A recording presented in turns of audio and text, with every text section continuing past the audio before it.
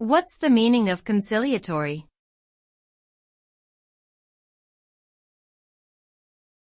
Conciliatory.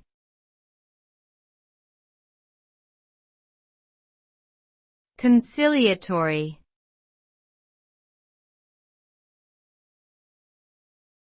Conciliatory.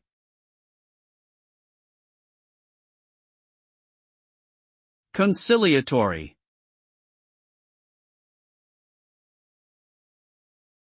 The term conciliatory refers to an action or gesture made with the intention of soothing or calming a tense or conflicted situation.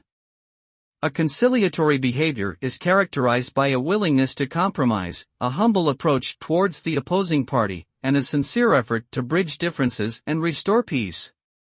A conciliatory attitude can lead to positive outcomes such as negotiation, reconciliation, and resolution of conflicts.